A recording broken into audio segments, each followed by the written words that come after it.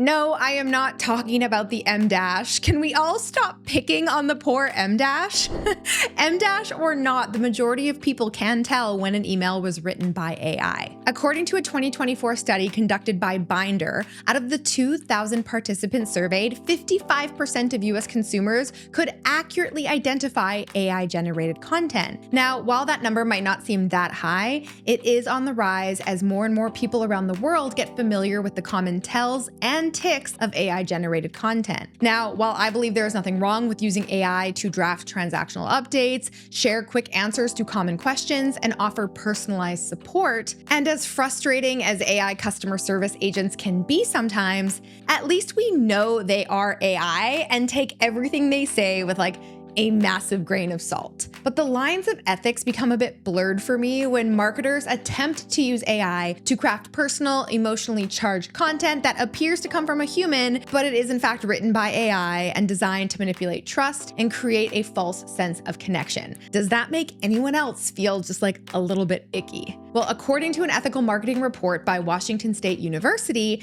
Americans are skeptical about AI's growing role in marketing. Said another way, your customer's guard is up and their trust is low right now. And with the overwhelming number of options available out there, they are quickly looking for a reason to count you out and narrow that brands I trust folder in their mind. One little sniff of inauthentic marketing and you could lose that customer forever. And you won't even know it because a human isn't going to take the time to write you and tell you that they've lost trust in you when you haven't even taken the time to communicate with them as a human. You see where I'm going with this. And yes, most people can spot AI written content. Can you? In this video, I am sharing 5 dead giveaway signs that an email was written by AI, and make sure you stick around to the end for a major PSA. All right, dead giveaway number 1, overly dramatic or cliche messaging.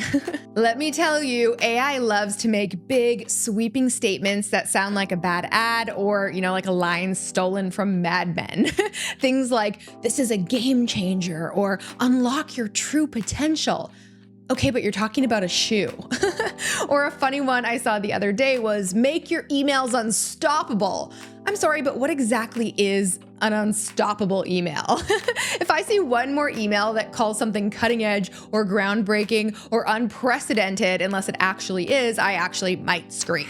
Now, not only are these obviously overly dramatic, but they also feel somehow hollow and empty at the same time. And a lot of times these words and phrases are misused, they're overused, or they just straight up don't make sense in the context of the email. So it makes your writing feel forced, exaggerated, and completely unnatural, like no one would actually talk that way. Sign number 2 is repetitive sentence patterns. AI emails are like a broken record. The same sentence patterns, the same phrasing, the same rhythm over and over again. And especially, I don't know if you've noticed this, patterns of 3. You'll see things like no fluff, no filler, no stress, no hassle, no hype, no headaches. Fast, simple, effective. Be bold, be brave, be you. Learn it, own it, live it. Little time, less effort, maximum results. I could keep going. Dream big, start small, scale fast.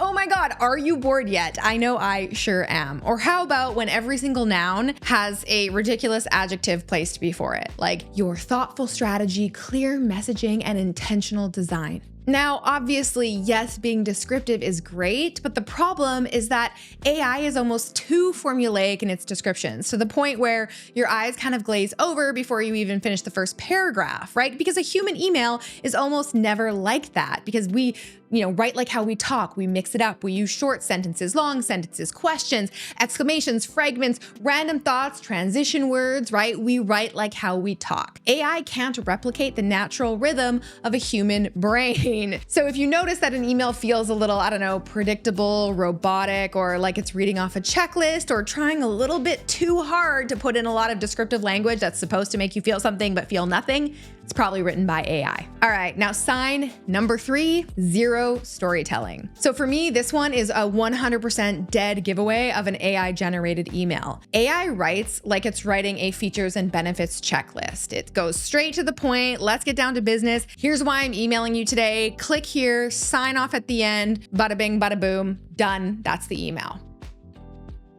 Where are all the real stories, the relatable examples, the personal anecdotes, or lived experiences that make a message feel real? Sure, AI can write a story, but it can't write your story. It has no idea what you're doing right now. The goal of every email should be to make the reader feel like they're more than just another number on your list of subscribers. Some of my best performing emails started with the most random story from my day, like this email where I shared a troll comment I received on YouTube, and then perfectly transitioned it, if I do say so myself, into a marketing lesson. Or I include references to my past, like this email where I talk about that one time that I used to write copy for a literal gym bro. Funny, weird, random, and even embarrassing things that happen to you IRL make emails feel real, and bonus, they're super fun and enjoyable to read. So incorporating stories into your emails makes you more memorable in the mind of your audience and makes them more likely to open, read, and take action on those emails. And by the way, if you struggle with this, I am hosting a free workshop called The Story Formula, where I show you exactly how to use storytelling in your emails. So if you want to learn how to incorporate more storytelling or even just more conversational copy and flow into your email marketing, but you're struggling because storytelling just doesn't come naturally to you, this workshop is for you. You will learn how to turn everyday stories into emails that sell in a fun, natural, and authentic way. And by the way, it's 100% free for you to join. I will drop a link below for you to register, or if you're watching this on TV, you can scan this QR code right now. All right, 2 signs left. This next one always makes me laugh out loud anytime I see it in an email. Awkward transitions or weird formalities.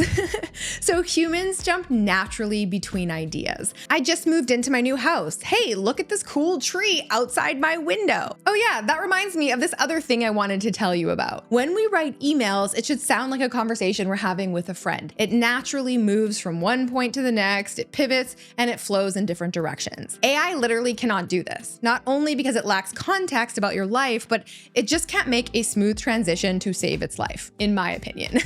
Instead, AI tends to use really stiff and awkward transitions like furthermore, or in conclusion, or that being said. Now, while I definitely have used the phrase that being said, probably more than a handful of times, it still feels natural and makes conversational sense in the context in which I say it. And I can confidently tell you that I have never used phrases like furthermore or in conclusion in my emails, or probably any of my content. Because I'm not writing a dissertation, your email should feel like those handwritten notes that you used to pass to your bestie in the middle of class, right? Not like a college lit professor that doesn't really know anything.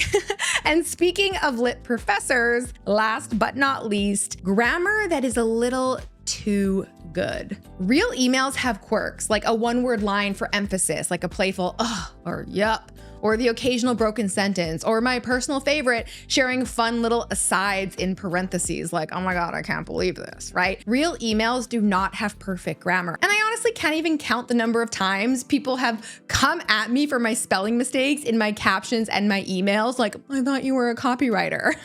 Listen, I am not a literary perfectionist, and frankly, if I or you wrote in a technically perfect and grammatically flawless way, it wouldn't be as interesting. It just wouldn't, right? That type of writing isn't what the modern day internet age doom scrolling browser wants to see. We want to be entertained, educated, or inspired. We want to relate to what we are reading. And sometimes things need to be written in a certain way to be approachable and relatable. It's okay to emphasize a word or a statement with bolding. It's okay to use ... to help make a smoother transition. I do that all the time. It's okay to make up words if they are on brand. It's okay to use the occasional uppercase text and even a dash. Yes, even an M dash, right? If the email is obviously not AI, an M dash is not going to do much damage. So if you use them naturally, use them, right? If your messaging is overly formal, long-winded, super technical, then you are giving major AI vibes and you need to loosen up. Okay, and remember that PSA that I told you about at the beginning of this video? Yeah, it's time for that right now.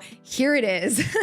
I am not, this is important, I am not saying you can't use AI to help you outline or even draft your email. You absolutely can. But think of what AI gives you as the bones of your email, right? You still need to add in the muscle, the fibers, the tendons, the skin, in the heart. The real life stories, the quirks, the random thoughts, all of these are essential to sounding real and relatable and building trust with your audience. If you love marketing videos like this, make sure to drop me a thumbs up below and hit that subscribe button below for more. And don't forget to save your seat at my free upcoming email workshop, The Story Formula, where I'll be teaching you how to write storytelling emails that sell. I hope to see you there. Until next time, I'm Alex. Ciao for now. This one email made me $35,342, and it wasn't even a sales email. In this video, I'm going to show you exactly why this email worked line by line. So if you want to get better at writing emails that sell, this is for you. Keep watching.